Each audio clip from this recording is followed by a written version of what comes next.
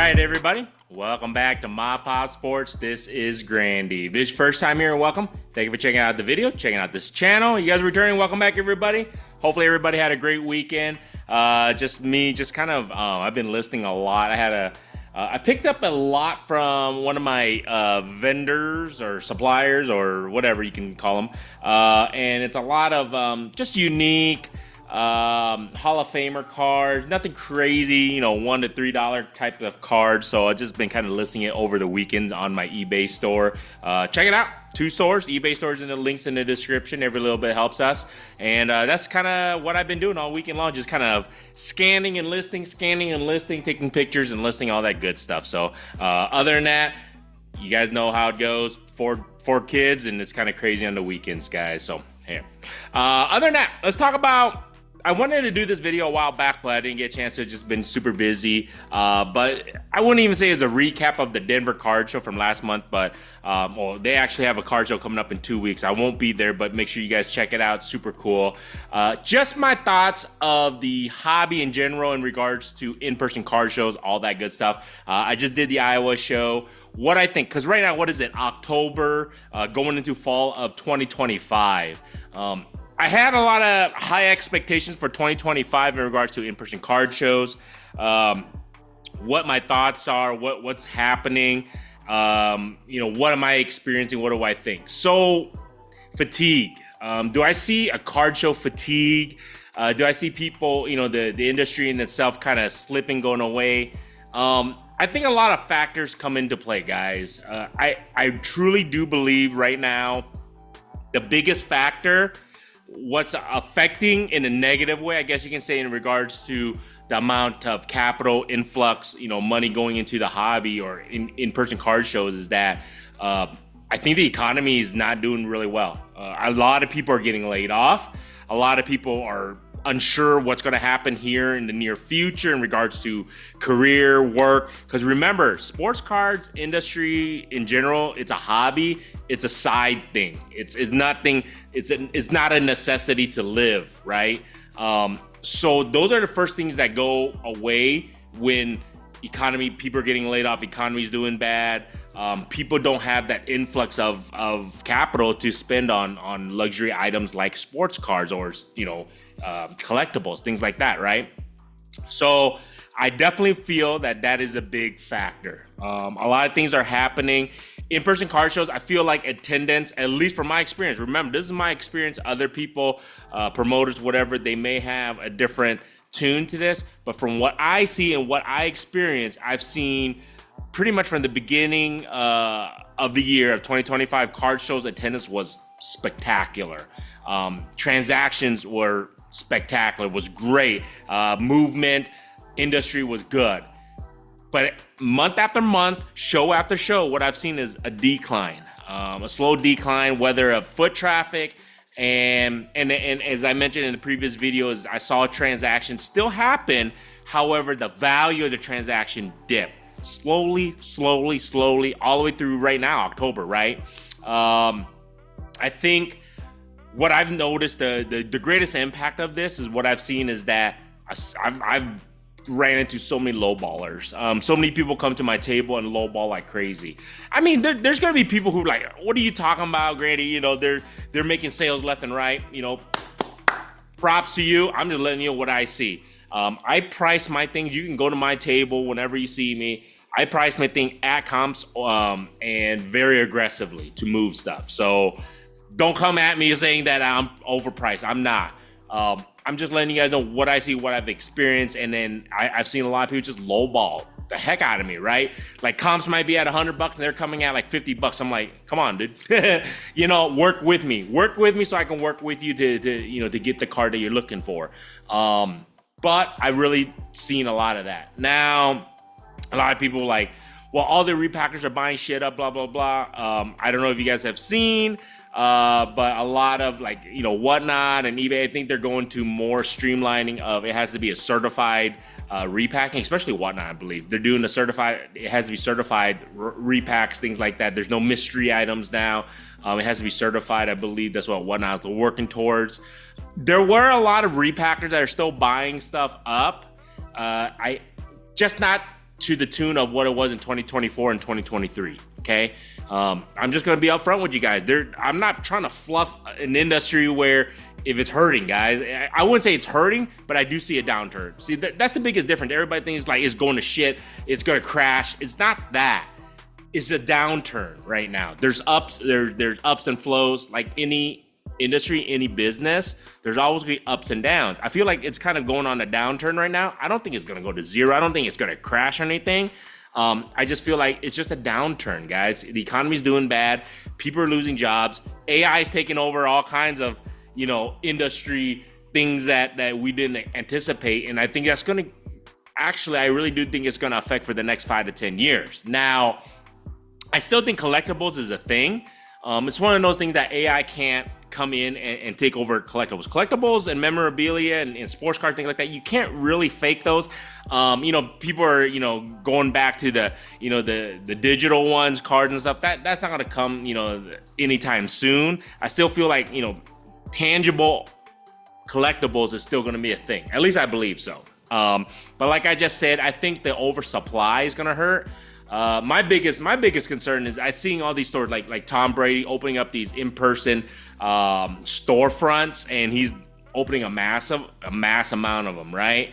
I think a lot of the local mom and pop stores are gonna get hurt by this, sadly. Hence the name Ma Pop Sports. Ma Pop, if you guys don't know by now, I am very big into supporting mom and pop stores, hence the name Ma Pop. That's kind of where my thing came from. I love supporting local stores, local entrepreneurs, local business owners. I think they're the foundation of the community.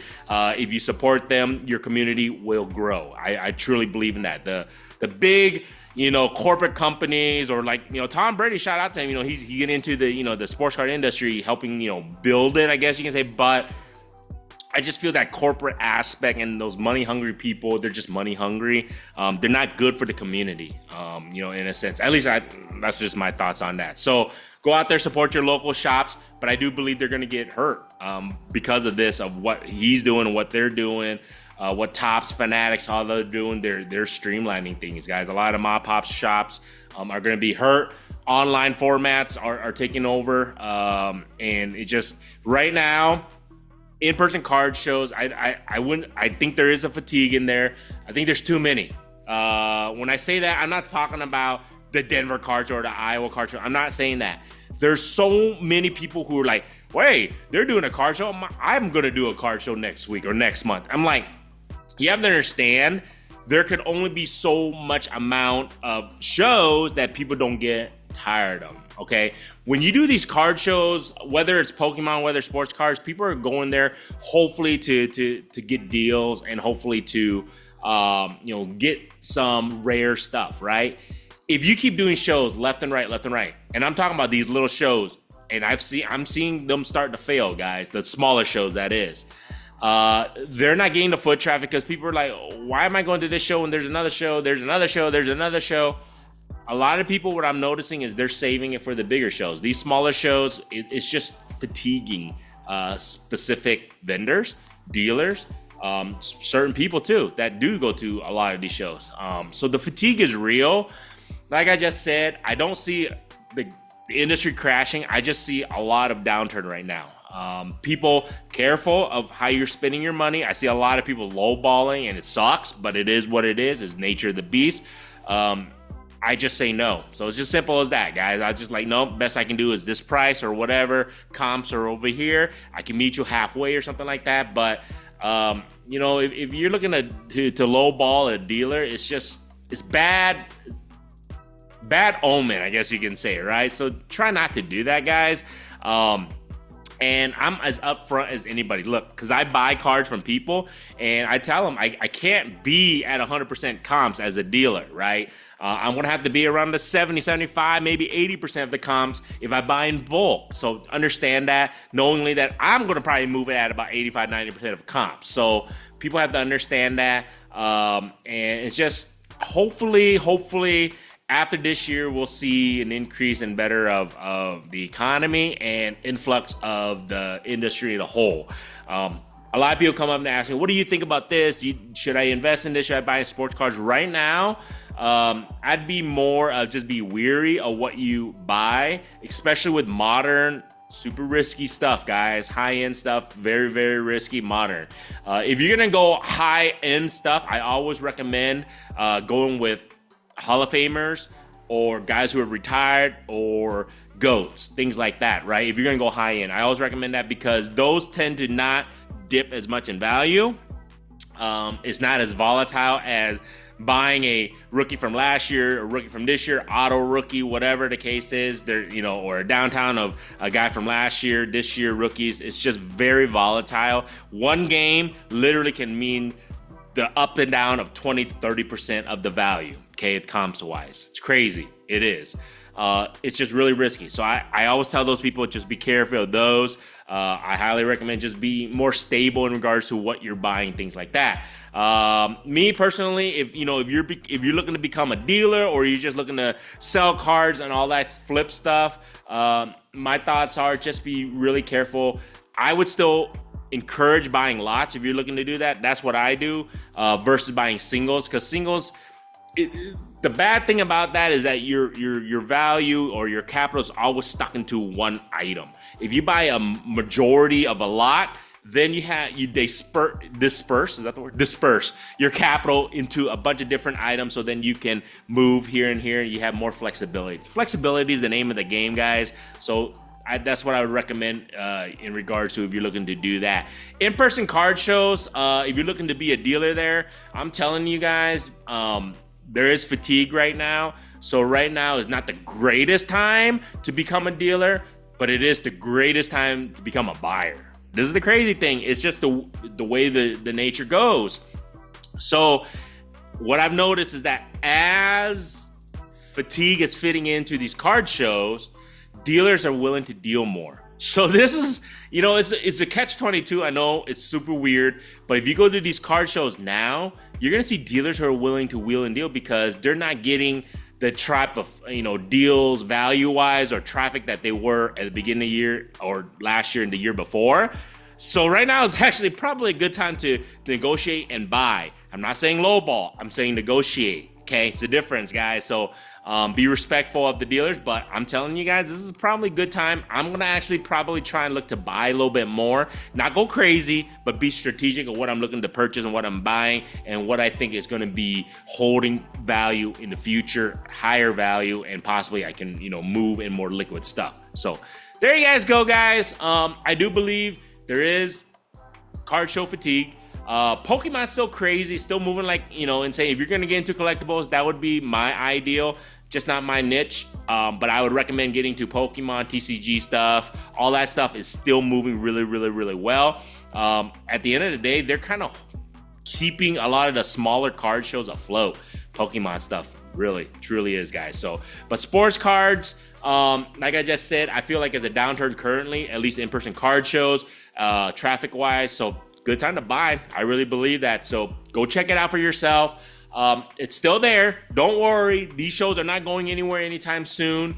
I just feel like it's just kind of the economy is just a domino effect. So right now, people are just weary of what they're spending money on. So a lot of luxury items like sports cars is going to get affected. And I think there will be a turnaround. I just don't know when.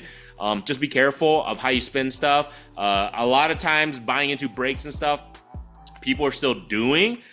Just be wary about that stuff. It's gambling. At the end of the day, you lose your mortgage, it's gonna suck. So don't do that, guys.